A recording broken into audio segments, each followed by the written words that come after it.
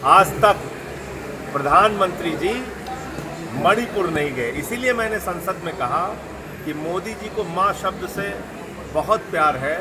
उनको माँ से मटन, माँ से मछली, माँ से मुगल, माँ से मुजरा, माँ से मुसलमान याद रहता है, लेकिन माँ से मोदी को माँ से मणिपुर याद नहीं रहता। माँ से मॉरिशस भी गए थे अभी, उनको माँ शब्द से बहुत प्यार है। वक्फ बोर्ड के मुद्दे पर क्या कहेंगे? देखिए, वक्फ बोर्ड के मुद्दे पर निश्चित रूप से बहुत ही गलत और नफरत फैलाने वाला कानून भारतीय जनता पार्टी ने जानबूझ के बनाया है। उस जेपीसी में मैं था। भाई, इस देश के अंदर एक संविधान है जो बाबा साहब ने हमको दिया। उस संविधान में धारा 25 और 26 है जो कहती है सभी धर्मों के लोग अपनी अपनी धार्मिक मान्यताओं के हिसाब से उपासना पद्धति, पूजा, इबादत करेंगे और अपनी धार्मिक संपत्ति का प्रबंधन स्वयं करेंगे। ये मामला यहाँ तक नहीं रुकेगा। ये जमीनें कब्जा करके वक्फ की अपने दोस्तों को देना चाहते हैं मोदी। कल को मंदिर की जमीन कब्जा करेंगे, इनके दोस्त कौन है? गुरुद्वारे की जब जमीन कब्जा करेंगे। इनके दोस्त कौन है अच्छी तरीके से आप जानते हैं। तो उनको सबको कब्जा करके देंगे वो। सांसद जी, तो इसलिए मैं कहना चाहता हूँ आपसे, चंद पूंजीपतियों के लिए ये सरकार काम कर रही है। ये सिर्फ ये मत मानिए कि आज वक्फ की ज़मीन सिर्फ मुसलमानों के खिलाफ आई है। कल को मंदिरों के खिलाफ भी बिल लाएंगे, ये गुरुद्वारों के खिलाफ भी बिल लाएंगे, चर्चों के खिलाफ भी बिल लाएंगे।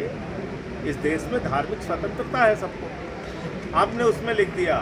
भाई, आप एक चीज़ बताइए, क्या किसी सिख गुरुद्वारे के प्रबंधन कमेटी में कोई मुसलमान रह सकता है क्या? कोई हिंदू रह सकता है क्या? क्या किसी मंदिर के प्रबंधन में कोई मुसलमान रह सकता है क्या? कोई सिख रह सकता है क्या? आप बताइए ना।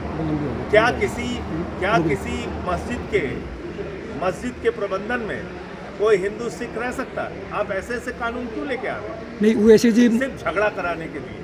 असदुद्दीन ओवैसी का भी यही कहना है जो आपका है। क्या असदुद्दीन ओवैसी के समर्थन कर रहे हैं आप? कहना है उस पर आप पूछिए, उनसे जाके बात कीजिए। मेरा जो कहना है मैं आपसे कह रहा हूँ और खुलेआम कह रहा हूँ।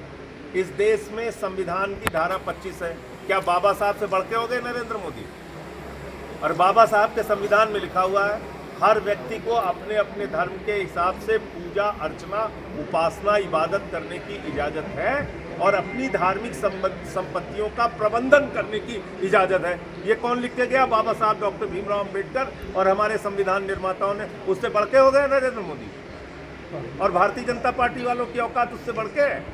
इसलिए हम इस कानून को खारिज करते हैं। हर धर्म के लोगों को अपनी धार्मिक संपत्तियों का खुद से प्रबंधन करने का अधिकार भारत का संविधान देता है और उसको बदलने का कोई अधिकार नरेंद्र मोदी और भारतीय जनता पार्टी को नहीं है। क्योंकि मुझे पूरा शक है कि आने वाले दिनों में ये मंदिरों की ज़मीनें भी कब्जा करेंगे, गुरुद्वारों की ज़मीनें भी कब्जा करेंगे। ये डकैत लोग हैं, ये सारी ज़मीनें कब्जा करके अपने दोस्तों को देंगे। इसलिए हम इसका विरोध कर रहे हैं और किसी भी हिंदू को खुश नहीं होना चाहिए इसमें। सारे हिंदू और सारे सिख और सारे ईसाई सबको मिलके, अगड़ा पिछड़ा दलित सवर्ण सबको मिलके इस कानून का विरोध करना चाहिए। आप धार्मिक संपत्तियों को कब्जा करेंगे देश में अपने दोस्तों के लिए। अभी देखा नहीं था इन लोगों ने कितनी दलाली खाई थी राम मंदिर में? मैंने उसका सवाल उठाया था। वहाँ जमीनों के नाम पे कितनी दलाली खाई भाजपाइयों ने। इनसे हमें धर्म सीखना है। तो हम संविधान की रक्षा के प्रति प्रतिबद्ध हैं, किसी नरेंद्र मोदी और भारतीय जनता पार्टी के प्रति प्रतिबद्ध नहीं है।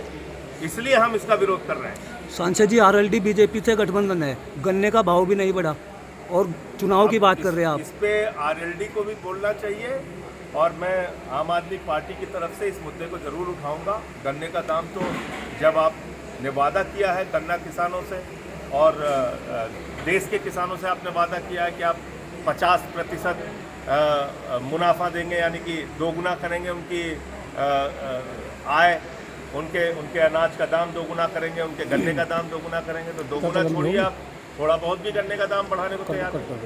धन्यवाद।